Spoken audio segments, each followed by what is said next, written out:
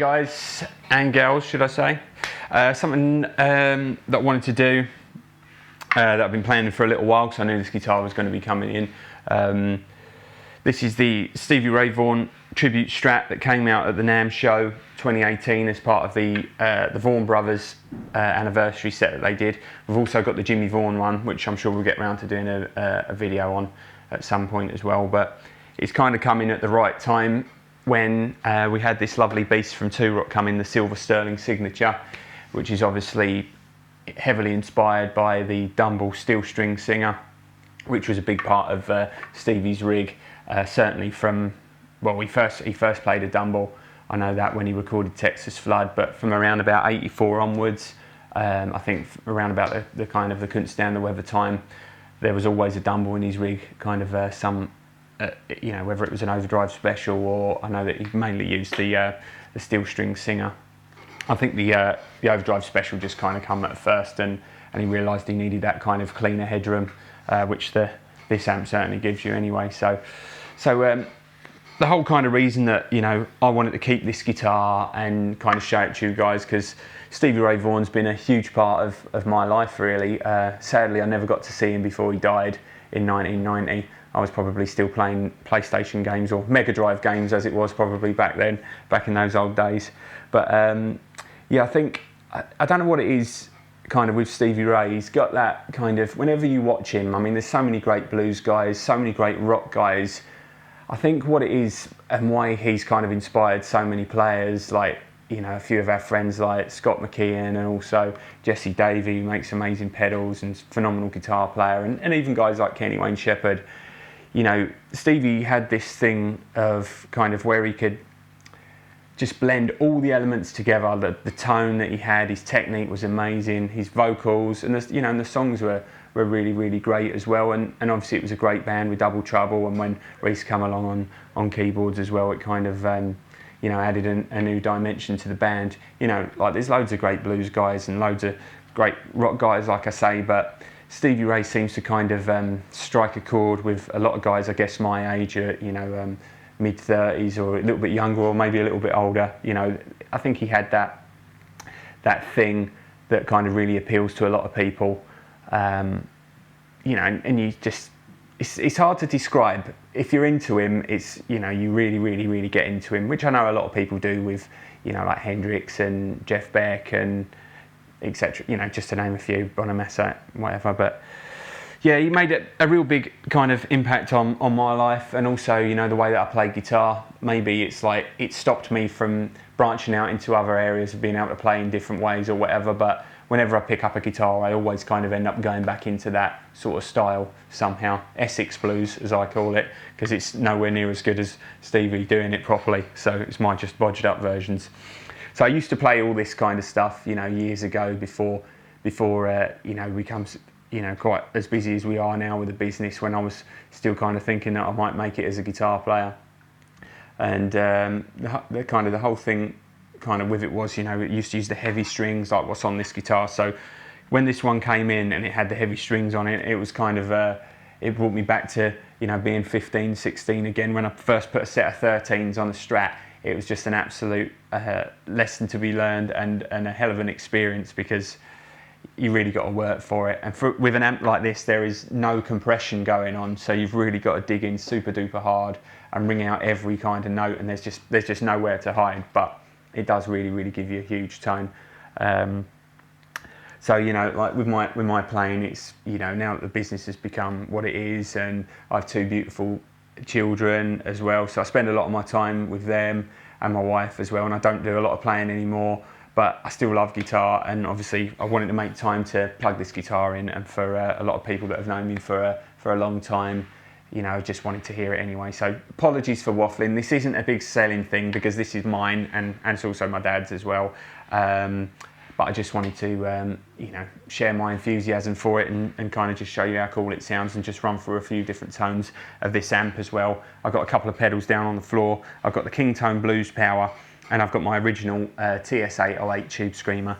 But first of all, I'm just going to run you through the guitar completely clean through the amp, just give you an idea of kind of how it sounds. So for that clean tone, I've just got the amp set kind of, it's about halfway. It's got loads of different switches and bits and pieces. We're going to do a really nice video on this amp anyway, but kind of everything's at halfway, loads of headroom, so it gives you that really nice kind of glassy, clean sound.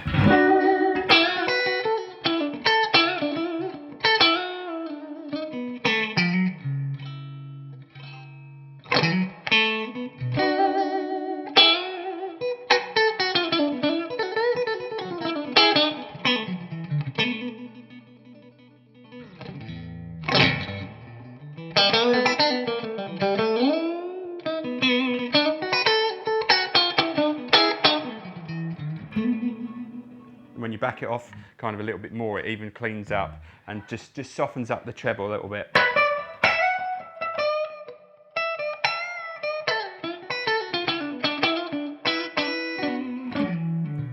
It's nice for that kind of life without you sound that get here.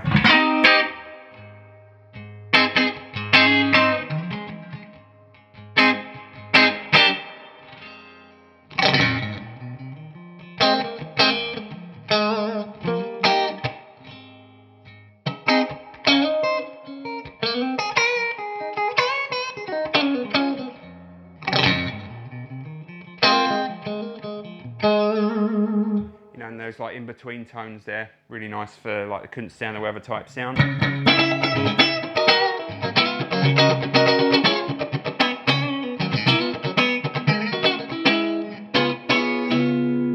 know, and this amp kind of, whenever I think of the Silver Sterling Signature, well, whenever I think of the Steel String Singer, sorry, I always think of like the instep era kind of live tones, like Wall of Denial. It has that huge bottom.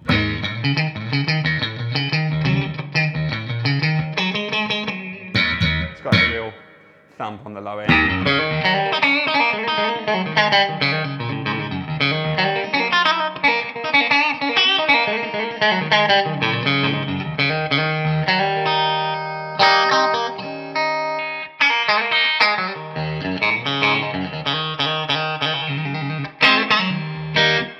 So now what I'm going to do is put on a low gain overdrive, the blues power from King Tone, and that kind of that would be what I would use for low gain soloing, or you know, like a heavier rhythm sound, like a Pride and Joy type sort of rhythm thing.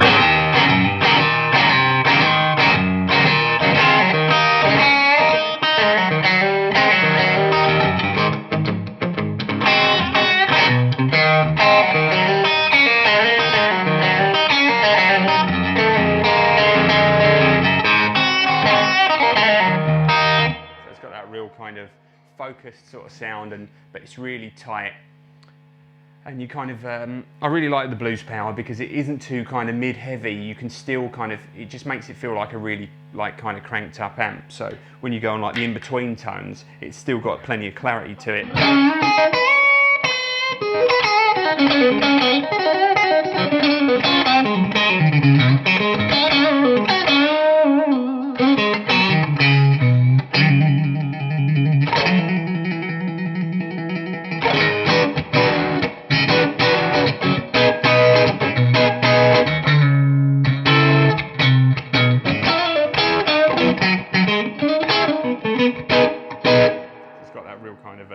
Sponginess to it as well, and then when you dig in on the bridge pickup, it really nails those kind of Sky Is Crying, Texas Flood, all that kind of stuff.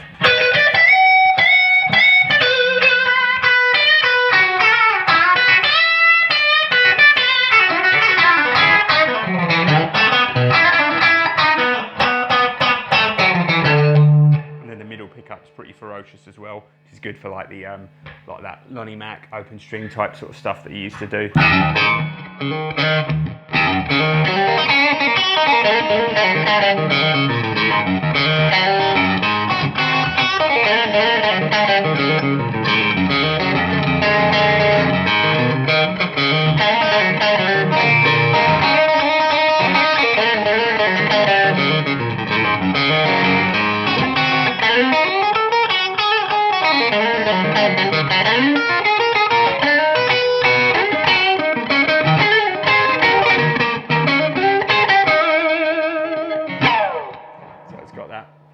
Absolute kind of wallop to it.